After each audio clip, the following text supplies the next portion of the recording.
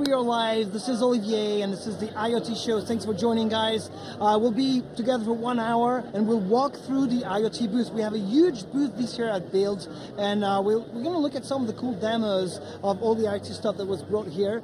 We have Ashley and Jill today, and we're talking about Azure IoT Solution Accelerators. We're having a very cool Lego truck here, guys. Can you tell me a bit about what's going on in this booth here? Yeah, so this is our connected Lego truck here. So you can imagine that you're a shipping company and you're trying to get milk to your customers. You probably don't want it to be too warm. By the time it gets there, it will spoil, right? So we have our connected device here, which is our MX chip. An MX chip is preloaded with a lot of different sensors on here, like temperature, humidity, location. And so imagine you have this connected to your refrigeration system in the back, and you're able to monitor how that's going on the fleet track. Okay. And then Jill here can go ahead and show you our dashboard. Yeah, so we have this Lego truck. It's sending data to the IoT Hub, Yep. And through our open source solution for remote monitoring, you can see the telemetry coming through on our dashboard. Okay, so real time. In real time, yeah. And like as we start to handle this device, you can see the temperature was spiking as Ashley was holding it. And so that you can see the real world benefits of being able to set some rules so that you can fire alerts when you detect that there might be something you need to go and fix. So that remote monitoring solution is something that is not new, but we actually are announcing something during Build, right? What is it exactly we're announcing? We're releasing remote monitoring V2 GA. We announced it just this week. So you can go to GitHub, you can go to Azure IoT Solutions.com to check out our solution, deploy it into your own Azure subscription so that you can try it out. What you're saying is that someone can go ahead and with an Azure subscription, they can do the free trial as well. They can deploy their own remote monitoring solution end to end, then connect real devices like we have here with this MX chip up to Azure and to this solution, right? Yeah, absolutely. And beyond that, once you start to get comfortable with the solution, all of the code is available on GitHub. So that as you are ready for your own IoT scenario, you can deploy it and start to customize it for yourself. So maybe you don't like our dark theme, maybe you want to customize the colors, but maybe you want to go beyond that. Maybe you have a really specific solution and you want to add some smart processing into your data. And do you guys also have some examples in the solution for doing device management kind of things? Yes, absolutely. What do you have? So here we go. Here we have all of our devices. Some of these are simulated. So pre-can, we give you some simulated devices to play around with. So maybe you don't have a device to connect. But when you're ready, we can go ahead and click on our Lego truck here. You can see specific data about this device. You can see the methods that are available. So here we have this LED color change, firmware update. So if we want to execute that method, we can come in and do device command and control. When we select our Lego truck, execute a job, run a method here, give it a name. Anyway, you can give it a name, give it a job, and run that job, and apply. And then you'll see it come up in your jobs portal. Be able to manage alerts on that device. And it's all embedded in that click to deploy solution, right? Yes, absolutely. Awesome, great guys. Thanks a lot for that overview, and great job on the booth here. Let's go, guys. We have some more to see around here. So around here we have connected factory, right? So connected factory is one of the specific scenarios that we can cover with IoT solutions. And we have a pre-configured solution for industrial automation. And we have Antonio here with us. Hey, Antonio, how are you doing? Good, good. So Antonio is coming from Portugal to come and talk to people here about this connected factory solution. And we have a fantastic wall of devices. Can you tell me a bit about that, Antonio? Yes, those devices are actually connected with our IoT Hub. That's part of our IoT solution accelerator called Connected Factory. Okay. Yeah. So what do I get in here with that connected factory? Like, I imagine it's like the other solution accelerators, click deploy. So what's in there and how is it special compared to the other ones? So basically what we offer here is a very good way for customers that have already their devices that are able to talk OPC way to be able to connect with our IoT Hub. So basically we select which OPC server do you want to connect with, and that's it. You start sending data to IoT Hub. So what we show here exactly is one of the walls that we have here with these devices is actually sending data in real time to our IoT Hub, and we have a way to drill down to our set of devices, in this case 4 of them, and start seeing real data when we do something on those devices. So you didn't give details, but OPC UA is a protocol that is used in factories, a lot in Europe and more in the US. What you're telling me is that if I have an OPC server, actually, or client, I can actually directly input the data into my pre-configured solution for Connected Factory, and immediately I'm going to see data flowing, and I can start managing my devices. Exactly. And very important part here is that this is using IoT Edge, because IoT Hub will not allow you to read data directly from an OPC UA protocol. So that's IoT Edge role here is to translate that to a protocol that IoT Hub can read. Got it. So you have Azure IoT Edge, which we'll talk about after later on. So IoT Edge in here that does the bridge to the OPC UA world for the Azure world, right? Exactly. Yes, that's it. Cool. Thanks, Antonio. Yes. See you soon. Good to see you. We have more to see, guys. Let's go.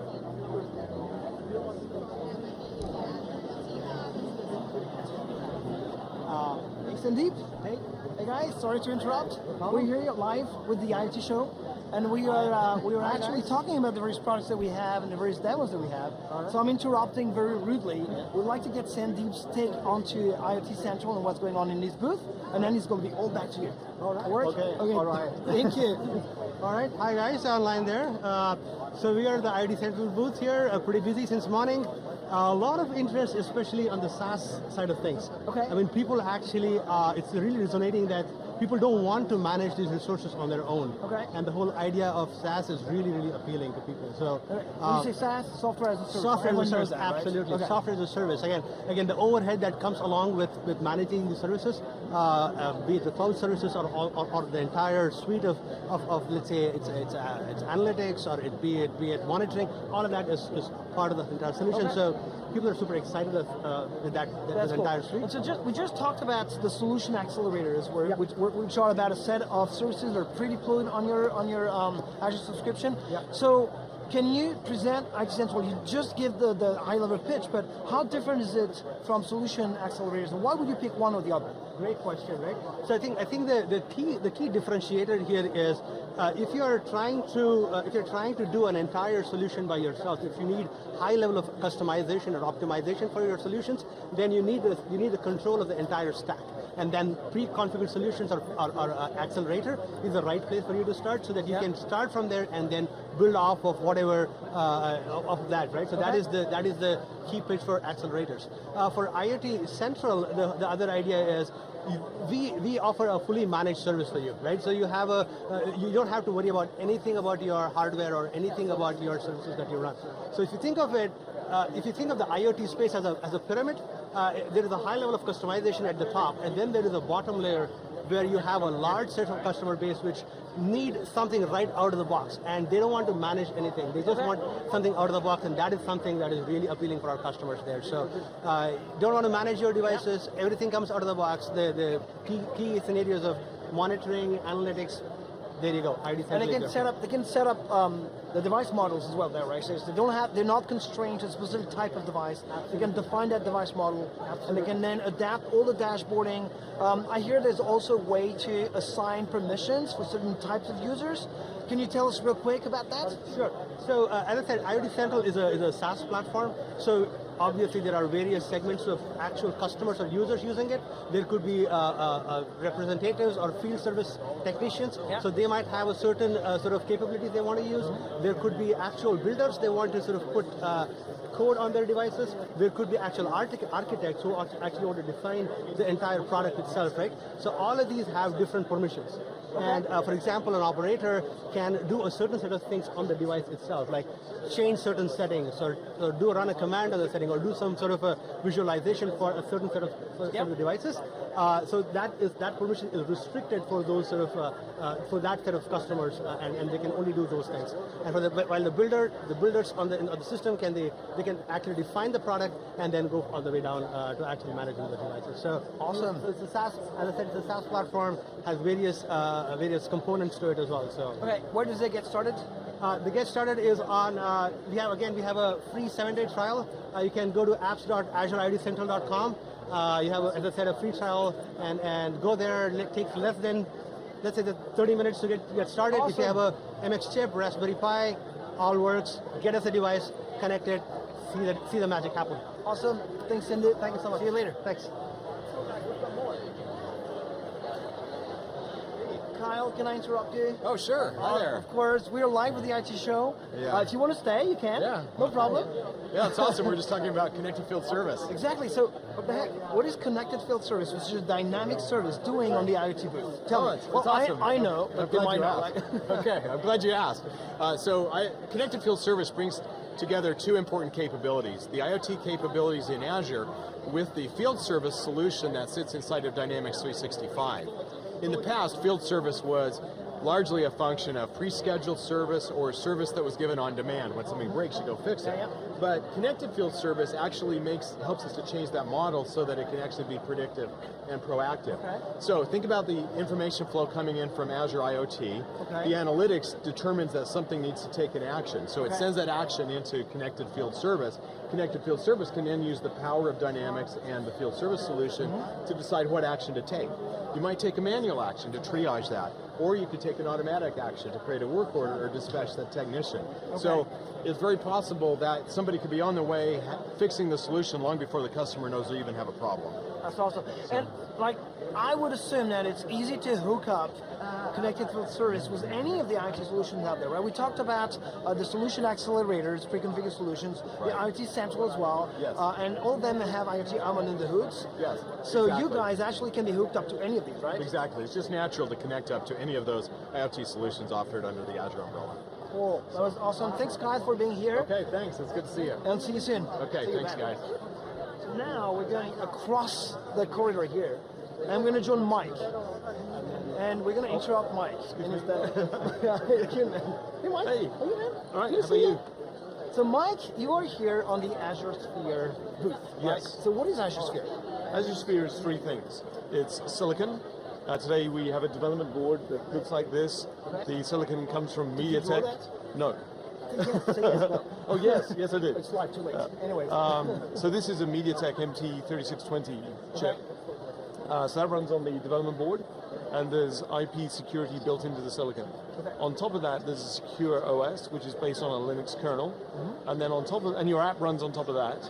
And then above that, there is a cloud service, which is the security service for not only the OS, but also the applications that a device maker would write to run on top of the OS. Awesome. So basically, you take care of securing everything down from the hardware all the way up to the app, including the app, I guess, right? You have an app model, right? Yes, that's right. So, what do you have here? Because, like, excuse me, we're talking about like 2018 and new type of like devices, and then you're bringing out here.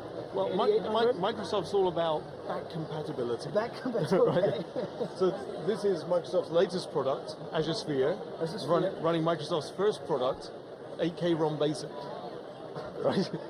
So this is the Altair 8800 front panel, and if you were to look inside, you would see an Azure Sphere development board that is connected to a SparkFun TMP102 temperature sensor, and then we have a PuTTY connection to the development board that is running a basic application that can query the temperature using ports within the basic application, and we've overridden a command called csave within the basic language that instead of writing to cassette or tape, takes that temperature data that is read from Azure Sphere and sends it to IoT Central. Right? Cool. So here is the temperature being plotted in IoT Central from a basic application running on Altair as on top of an 8080 emulator running on Azure Sphere. That's freaking cool. Right. I love that. So, I don't want to leave it to that, because this is freaking cool. I love it. But I'm seeing a wall of devices down there. Yeah. Can you walk us to that? Sure. And show us real quick what it is? Yeah. Let's do that.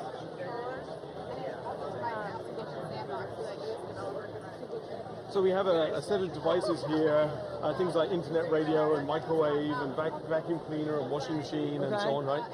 So obviously these are mock-ups, right? Oh, they're not real devices? Not real devices. As in I cannot just walk over them, right? Okay. So but still, this has an Azure Sphere board behind it. Okay. So each of these devices are live, running like live data. So as I'm interacting with this device, either starting the wash or choosing options, that's outputting telemetry data that is also being sent to Azure IoT Central. Got it. Right? So why as a washer or microwave manufacturer would I want to install Azure Sphere on my devices? Okay, that's a really easy question to answer. Okay. So many devices today are not connected in any way, right? Okay, yeah, so true. a device maker, like a washing machine maker or microwave or whatever else, one of the things that they can do is in effect have a new business model around predictive maintenance for their devices. So inside of their device, you've also got a lot of moving parts, right?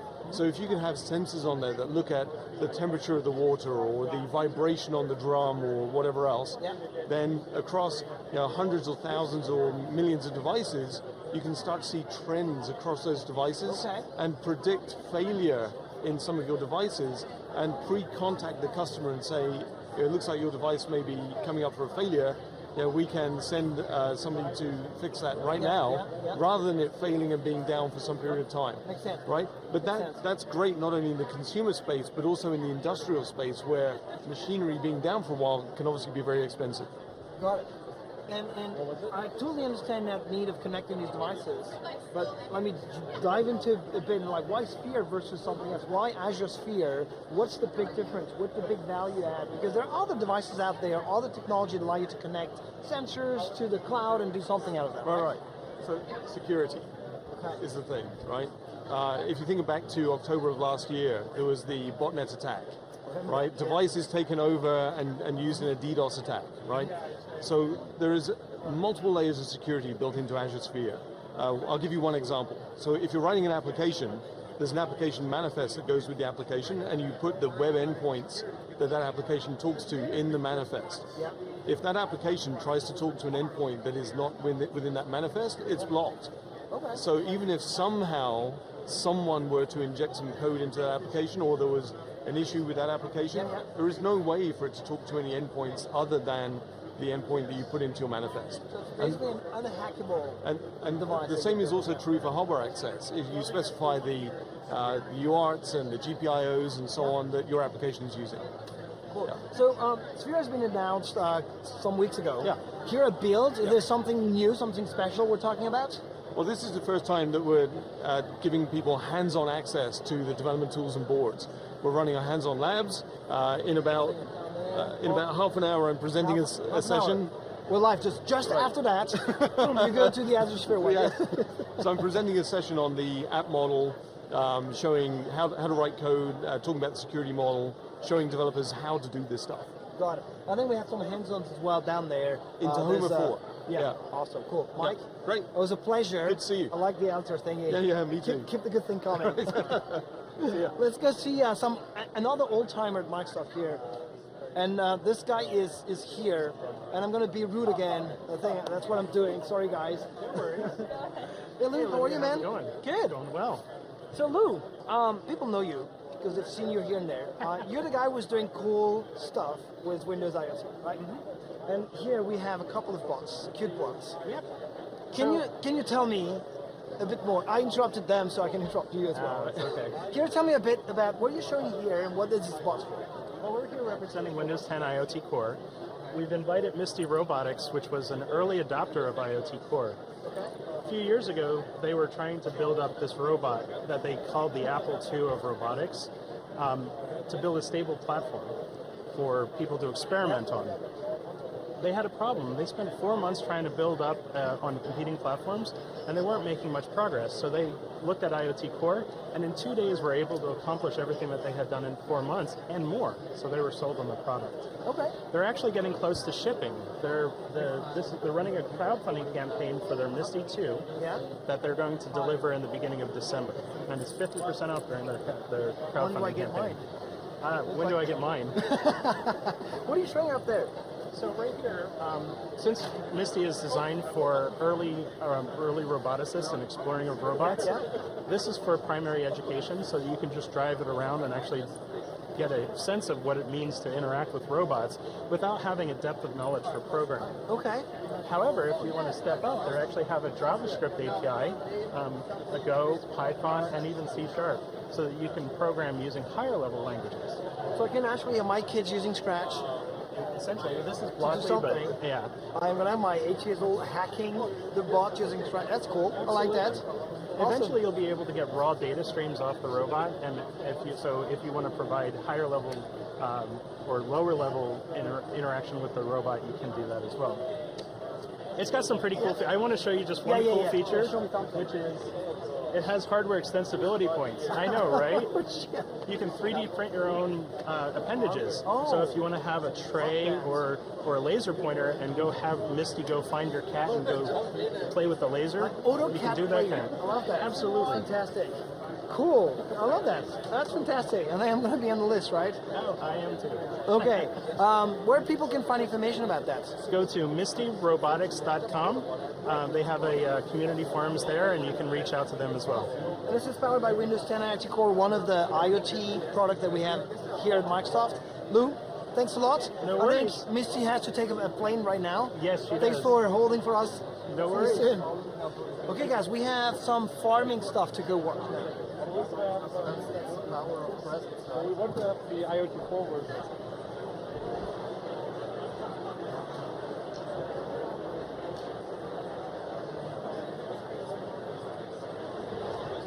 As told you earlier on, we are here live at the IoT Show. Yes. And we want to talk a bit about what you have here. And that talks about intelligent agriculture, right? We talked about things around solutions. We talked about the platforms like Windows IoT and Azure Sphere. But here's a real solution that actually does really something, right? So can you tell us a bit, Rita, well, first who you are and what you do, and then we'll talk about the solution. Yes, I am in Microsoft. I'm a principal architect for the FarmBeats project. So basically, I'm making sure that whatever we show here, it really works. No pressure. No pressure, yes. We have the real live demos here, despite the fact that it's an agriculture project. I have the real grass field here with the real sensors in it. Okay. Right, So there's maybe at a sticking high out. level, so we have this very nice graphics.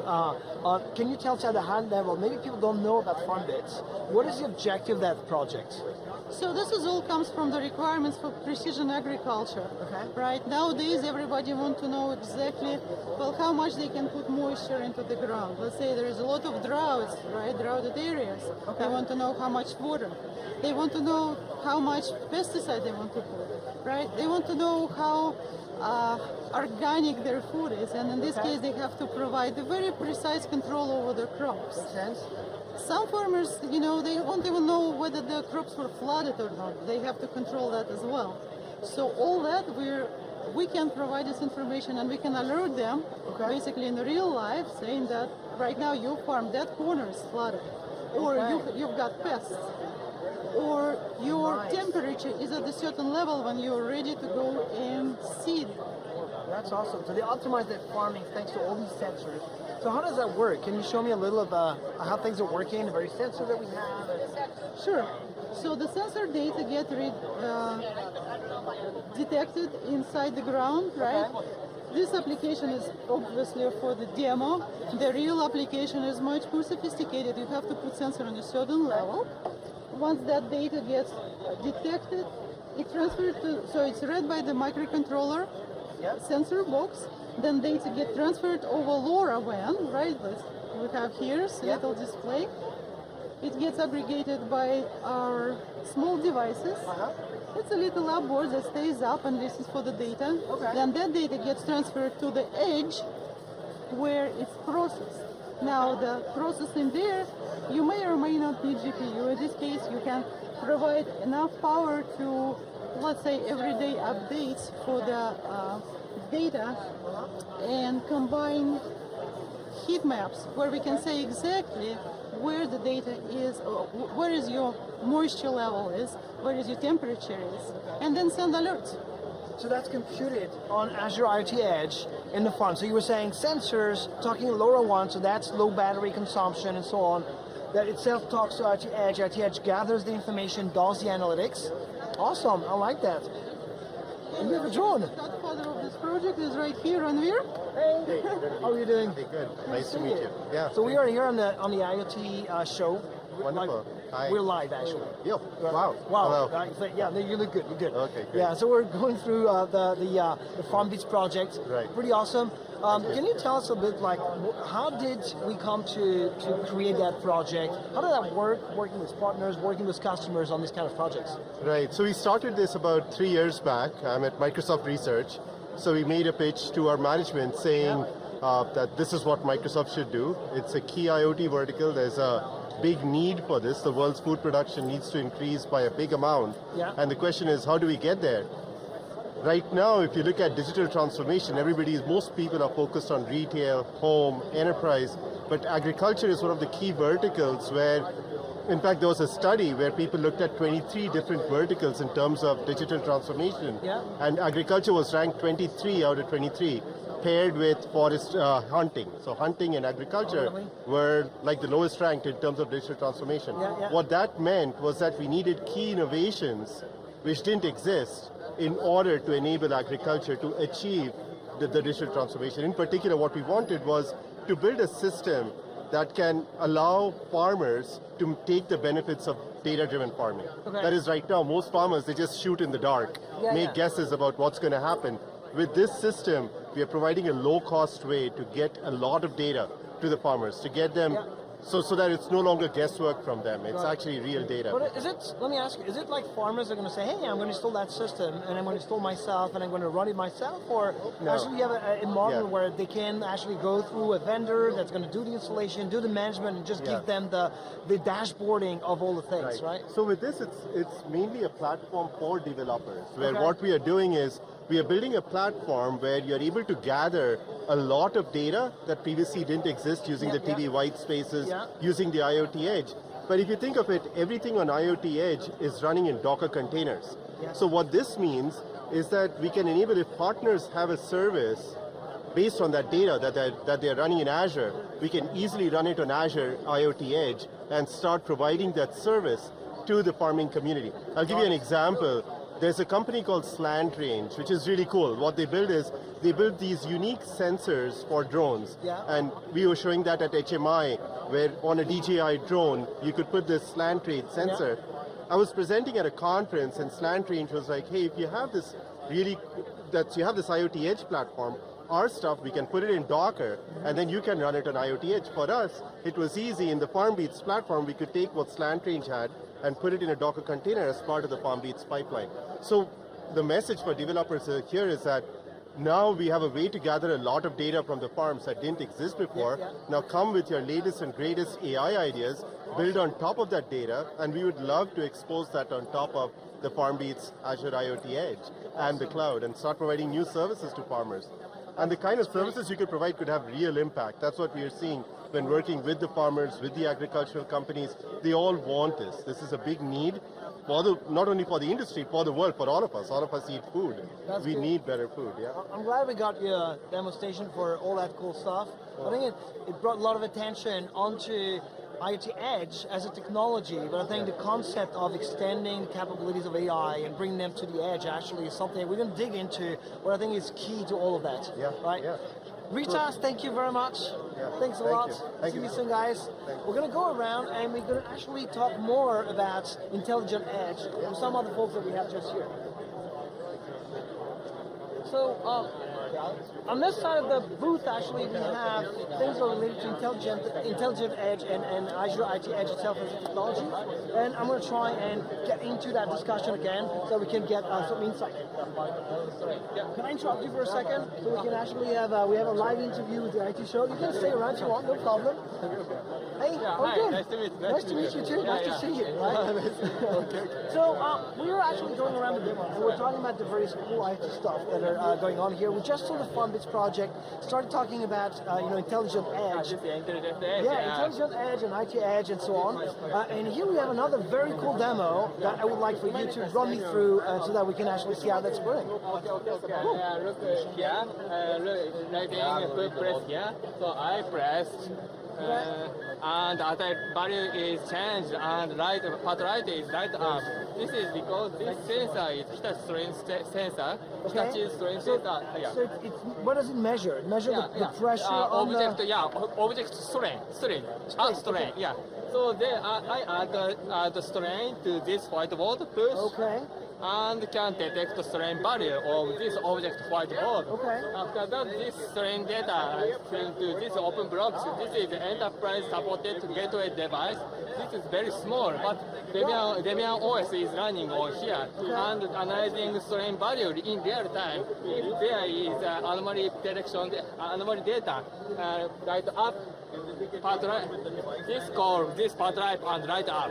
Okay, and that was actually happening, I see here where you were talking about functions, machine learning, stream analytics.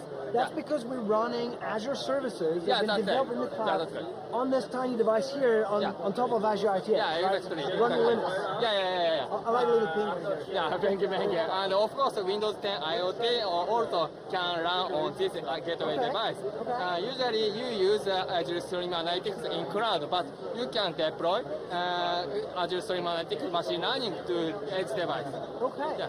And then you can also, so then you connect all of that, obviously, to Azure IoT Hub, and you have more advanced analytics and storage you can do. You see Cosmos DB up there. And in that particular scenario, is it about monitoring strain on these towers to make sure that they're remotely monitored? Okay, awesome.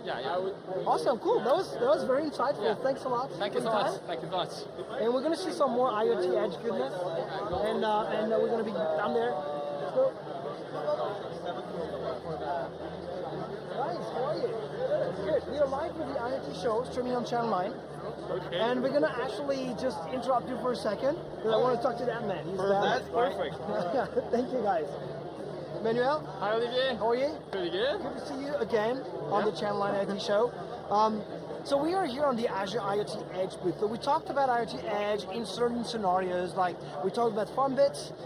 We saw their demo, pretty cool. They mentioned IoT Edge. They mentioned IoT Edge also on this other strain sensor demo. Can you dive us a little bit more into IoT Edge and what it is and what's new here at Build about it? So Azure IoT Edge is a platform to bring cloud workloads from the cloud to your edge devices running on-prem, right? Okay. And what's new really this year is like bringing custom workloads from the cloud to the edge, especially AI workloads. And so here on this booth, I've got like, and it starts with the simple devices as simple as the Raspberry Pi. Okay.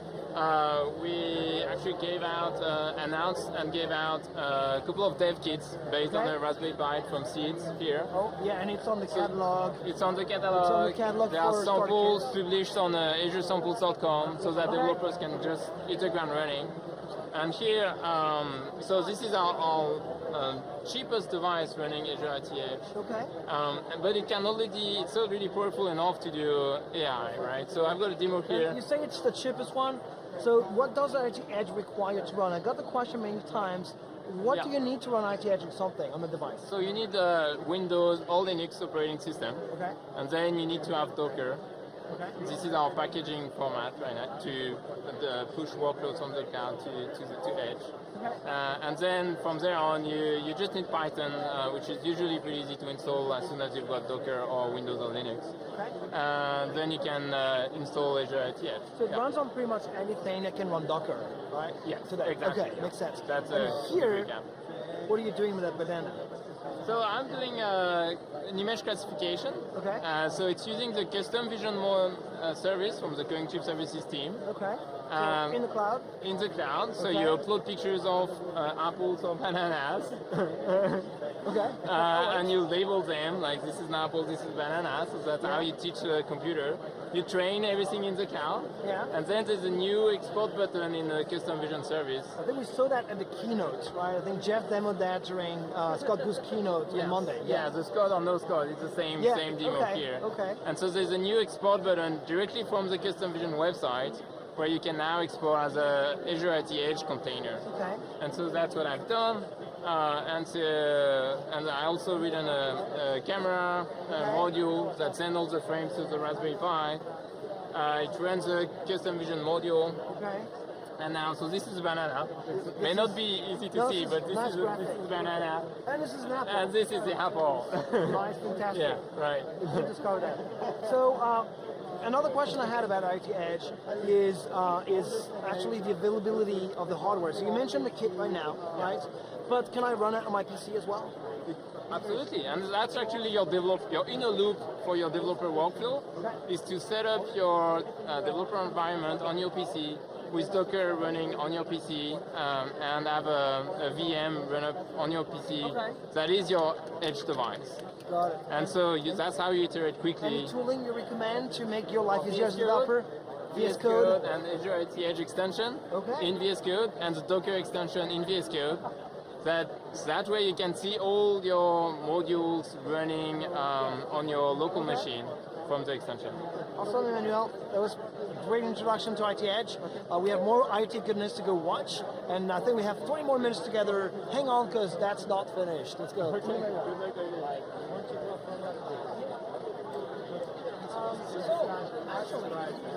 Actually, Rupesh, how are you? Good. We're live with the IoT Show on Channel 9. Don't freak out, we're good. We're here to talk about all the cool demos that we brought for Build this year. Are you showing something cool here right now? You're talking about DPS, I think? Yes, absolutely. Yes. What is DPS? DPS is our service which enables like an easy way to perform the initial provisioning process of at scale. So if you have like tens of thousands of devices that you would want to provision very easily and in a secure manner, that's when you would come to the DPS service and basically perform all of the cool things that you want. Are you showing a small demo or? Yes. Right now you have these devices here, right? What are they? So this is an ASCII device which is like an industrial wearable. Imagine a factory floor operator who would want to perform certain, you would want to send some instructions to the factory floor operator through a wearable. You could do that with this. Okay, awesome. And what we're showing here pretty much is the way the configuration happens through DPS. So we have this small app website which is connected directly to the device. I'm actually not sure if it is reset right now because you just caught me. Just the principles of it. I know I took you like totally randomly here, right? So this is a page which basically shows what the current configuration is. Right? So that's on the device, right? So this is on the device. Okay, yes. got it. This is just pretty much configured on the device. And so in there you have like information to connect to IoT Hub, right? Okay. So this is the view once the connection has already happened. And the process of provisioning has been completed. Got it. So if I am able to reset this, I'll be able to show you that all of this is reset and then walk you through the process. But somehow that's not going through. That's okay. That's fine. I'll show you the principle. Any of the video of that, right? So here's here's the overall process that happens, which is.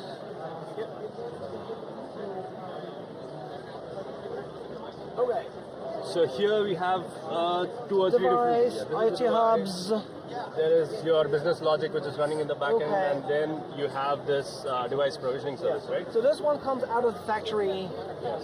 Does it run any code right now, or do you have to do something? Out of the factory it has code, right? Yes, it has very minimal amount of code to be able to connect to the device provisioning service, and also some certs which are baked into the device so that it can authenticate itself with the device provisioning service, right? As a pre-step, what needs to be happening is that I as a manufacturer needs to come to device provisioning service and key in some of the device enrollment related information. The certs that you would expect when the actual device comes in for authentication and all of that. So once that has been set up, there are also other things around the list of IoT hubs that you would want to allocate to that device, and what is the allocation policy that you want to set up, right? So once all of that is kind of configured and the device is shipped out and the customer boots up the device, as the first step, the device connects to the device provisioning service. It asks it, hey, what IoT Hub do I need to connect to, right? And based on all of those allocation policies that have been configured, obviously the first step is the attestation based on the cert that happens. You challenge the device, or you say you are. Okay, got it. And then DPS contacts IoT Hub and takes the device identifier and registers that against the IoT Hub. Once that happens, it gets all of the device info, which is the actual connection string that flows back to the device provisioning service, which goes back into the device. And if there is like a TPM chip that is enabled on the device, you can also it also secretly stores that in the read-only portion of that TPM chip. And then basically the connection gets established and it just works. And obviously you mentioned that at scale, so all these devices can come in hundreds and thousands and millions. DPS will ingest the flow of these devices, asking for permission to connect on IoT Hub, and all that will happen in backend. Awesome. Thanks, Pravesh. Thanks for the short demo. So we are now looking more in depth into what's going on in terms of Azure IoT services, right? We are just like talking about DPS here. There's a couple more we want to see. I think we have some more time. So we'll actually jump here with my buddy, Andrew. Hey, what's up, Andrew? Olivia? How you doing, man? Are you ready for me? I am. So Andrew, we were talking about solutions, we talked about Edge, and now we're talking about services for IoT, right? So we talked about IoT, well, we'll talk about IoT Hub if we have time after, but we talked about DPS. Yeah. Total different world. Yes. That you live in. You live in the world of the time series data. Yeah. Right? So what is it?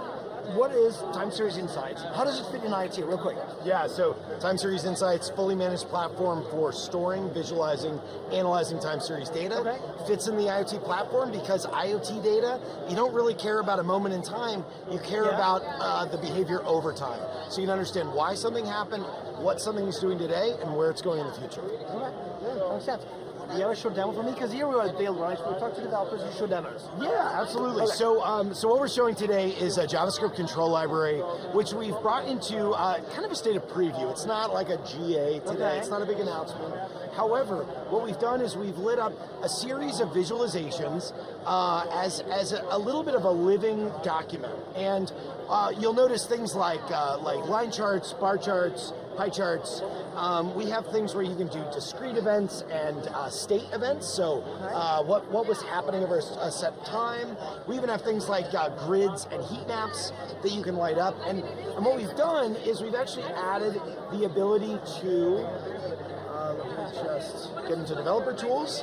Developing a touchscreen. That's right. So what we've got is we've lit up a code base that shows you really simply how to create an application of your own using data stored in time series insights. And this library has two key components. One component is a wrapper, a method call effectively, that will query time series insights in a very easy to use way. It dramatically simplifies our API, and it allows you to use AAD to pull data from TSI and to be able to very easily visualize it.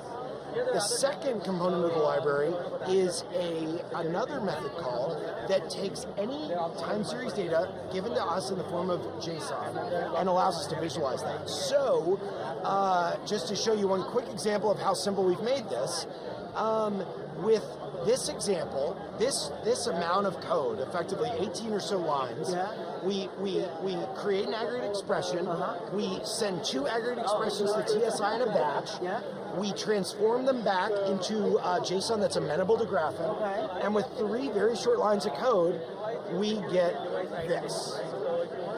So a line chart, a bar chart, and a pie chart, all with this. If I were to change any only that. With only that, super easy. This works seamlessly in applications. All the code is here. We've got documentation that we lit up yesterday on Time Series Insights documentation page. So it's really easy to use, very easy for developers to bake this into their own app. What's interesting in that, it actually combines both the data itself and the visualization of that data, like out of the box. Absolutely. Okay. This is an example of an application built using this, where we can go. Let me just actually refresh this so the page loads right. Is weird. Yeah, the windmill is I'm not weird. sure it's going to work like that. No, I don't think. You're just inventing a new one one with a new spinner on top of another one. That's right. But one of the cool things that I wanna pull the Azure Maps guys over, because what we've done is we've actually incorporated a couple of things here. Okay. We've got Azure Maps where you'll notice we've got windmills. Let me just actually zoom in here really quick so you can see. Okay. But imagine I'm an asset operator. I've got time series data. This took 20 minutes to build. This was just a couple of, like 1 minute to build this. To build the map. To build this map. Okay. And now I've got a functional application I can use with time series data. But I'll let Ricky take over for that. Cool. All right. We're going to swap that here. All right. So Ricky, thanks a lot, Andrew, for that. So we were talking about Azure IoT services, right? So we talked about GPS. We talked just now about TSI. Azure Maps is a newcomer in the team. Welcome to the team. Thank you. Right.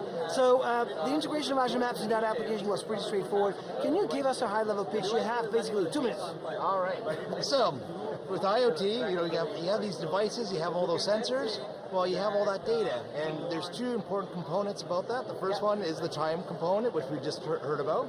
The other one is the space component, and that's where Azure Maps comes in. Okay. And so we help you make sense of that data, and you can visualize it, you can call into our spatial services to make calculations, and make better sense of that data. So if we take a quick look here, here's a good example. We just got a nice nice beautiful map here with some data on it, and it's just showing a route between a bunch of locations. This is actually an optimized route where we just passed in a whole bunch of waypoints, and it used the traveling salesman algorithm to optimize the path so you have a shortest path. So you can imagine maybe you need to go and visit all your devices out, or remote sensors that are out there. You want to do it the most efficient way possible. Well, here's a great way to do that. We have a number of other samples here, so if we Can I try that myself as a developer? Can I find these code samples easily? Yeah, so all these code samples that are on here are actually on GitHub. We just press the source code button, and it'll take us directly to that individual sample right in GitHub. Okay, so it's Azure samples, Azure Maps code samples. Yeah, hey, Azure Maps code samples on GitHub. Easy enough. And we can see all the source code right there. Awesome. And basically, setting up a map is just a couple lines of code. You reference in the... Is that it? Yeah. Just that, and you have a map in your web page. Yeah, you just got to add a reference to the JavaScript file and a CSS file, and then a couple lines of code, and you've got a map on your page. Easy. So we get that question a lot since we've been talking about Azure Maps. Right. So when do I go to Bing Maps versus Azure Maps versus other services maps, right? What's the big difference or big deal with Azure Maps? Well, one of the big differences is it's built into Azure, so you can, if you have an Azure subscription, it's just right there in the portal for you. Okay. So it's simple, easy setup. Some of the other reasons is kind of the direction. So right now, what we've released with is kind of like the foundation of our platform. Okay. And so it's very similar to other mapping platforms. But as we develop the platform, you start to see us differentiate with a lot more focus on enterprise scenarios. Okay. And a lot of connection into the IoT. So being able to use our maps within in-car scenarios, deeper API functionality for things like commercial vehicle routing and stuff like that are things that we are exposing and are working on. So IoT minded, right? Yes. I think you had a very cool demo with like thousands of pinpoints on a map. Do you have it working here? Well, I do, but it takes about 2 minutes to download. Because the Wi-Fi is terrible? The Wi-Fi is That's fine. I don't want to ruin your demo. So no, that's awesome. So thanks a lot, Ricky. Thank you. I'll see you around. Last but not least, guys, we're going to move just next door to the IoT Hub booth. So we've been diving deeper and deeper into Azure IoT services. That one is the last one in the list. And guys, I'm going to interrupt here. Venkat, good to see you. Hello. We are live on the IoT Show on Channel Live. So you guys on the side. And you can get a sticker for that. Thank you, guys. So Venkat, we've been talking all around about all the Azure IoT solutions. IoT Hub is that core service that allows devices to connect to Azure and for you to then do something more around it, right? Can you actually tell us a bit more about IoT Hub? Like, give you a pitch about what it is, real quick, how it fits into the IoT story, right? Okay, sure. Yeah, so IoT Hub is our solution in the cloud that provides three main features, according to me, right? So one of it is device identity and security, right? So what happens is you want to connect a device to the cloud, but you don't want any random device to go ahead and connect to your service. You want only devices that are authenticated, that you're whitelisted. So it provides that whitelisting of only a subset of devices that are authorized to talk to you. That's the identity piece and the security piece. The other one is device management. Devices out there in the field are not static, right? They need software to be updated, they need firmware to be updated, they need configuration settings to be changed. So device management is a very common feature.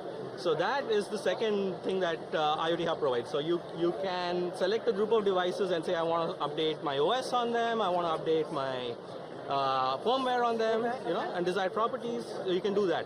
The third final piece is messages. So obviously, if you have devices in the field, you'll have it because you want to send some data from the field, from the edge to the cloud.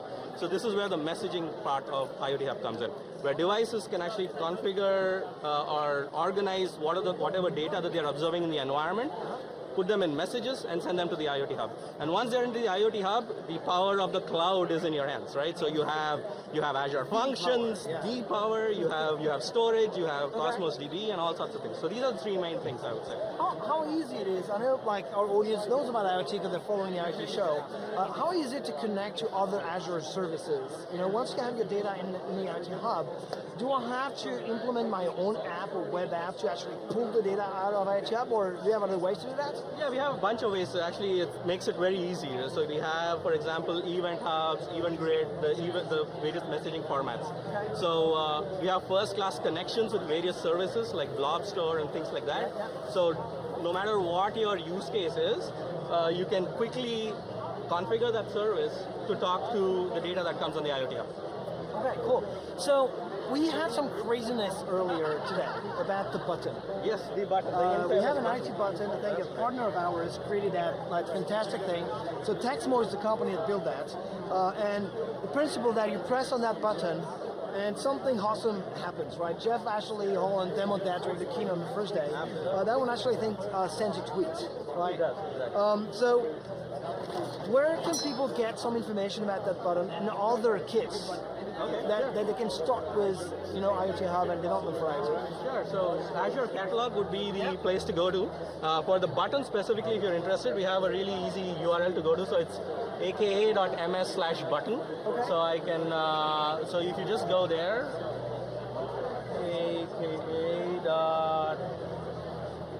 aka.ms/button, and this will actually go to the catalog web page right there, and it'll land you right on the page for the button. But once you're there, you can browse around, look at all the other devices and Azure certified devices that are available on the catalog.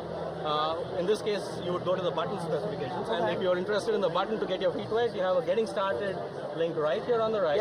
You click that, and it has everything you need to set it up and do exactly what was done in the demo, tweet, do all kinds of awesome stuff. So. Yeah, I was told it's all open source. It's all open source as well, yes. So meaning that actually people can get access to the GitHub repos from Texmo.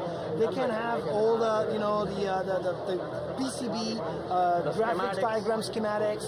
They can also reproduce the 3D, enclosure by 3D printing it, because we have all the files up there as well. All the schematics, everything. Everything is open source. I did click a couple times on this one. Can you bring up the Twitter page? Sure, yeah. You see that file showing up there? So refresh that one. All 5 this here. threads. Yeah. I'm wondering, There you go. 10 minutes. We've not been talking 10 minutes. Let's see. Yeah, 25 seconds ago. That's right here. That's the copy, right? Yeah, that's my demo. Okay, awesome. Cool. All right. Well, thanks a lot, Venkat. All right, thank you. Great overview of what's going on with IoT Hub. And so this is the IoT Show, and we've been going through all the goodness that we have here at Build for you guys. You can get all our sessions on demand after the event. You can continue following us on the IoT Show. If you were not here, you didn't get the sticker, which is kind of a shame for you guys.